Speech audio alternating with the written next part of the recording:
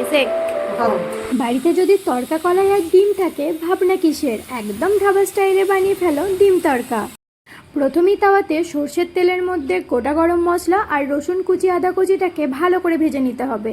তারপর দিতে হবে পেঁয়াজ কুচি, পেঁয়াজটা ভাজার পরে দিতে হবে টমেটো।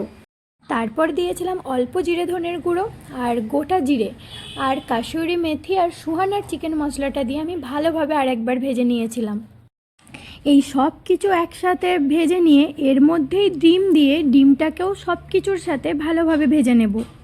ডিমটা ভালোভাবে ভাজা হয়ে গেলে তারপরে দেব সেদ্ধ করে রাখা মুগ কলাই। তারপর পরিমাণ মতো ঝাল মিষ্টি নুন দিয়ে গরম জল দিয়ে আরও কিছুক্ষণ ফুটতে দেব। আর তারপর আমরা বানিয়ে নেব তড়কার জন্য আসল জিনিসটা। তা আলাদা কড়াইয়ে ঘিয়ের মধ্যে রসুন কুচি, কাসুরি মেথি, কাশ্মীরি লঙ্কা এই সব কিছুকে দিয়ে একসাথে তড়কা লাগাবো আর সেটা তড়কার মধ্যে ঢেলে দেব। আর সব শেষে দেব ফ্রেশ ক্রিম বা দুধের সর। এইভাবে যদি কেউ তড়কা বানায় তো ধাবা ফেল। হ্যাঁ, ফ্রেশ ক্রিম না থাকলেও অসুবিধা নেই, কিন্তু তড়কার মধ্যে ওই ঘি রসুনের তড়কাটা দিতেই হবে।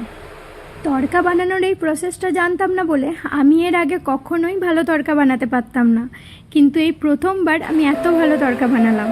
একাইভাবে বানাতে হয় এটা আমাকে সময়টা দিদিমা শিখিয়েছে, তো ওনাকে ধন্যবাদ। আর ভিডিওটা ভালো লাগলে একটা লাইক কমেন্ট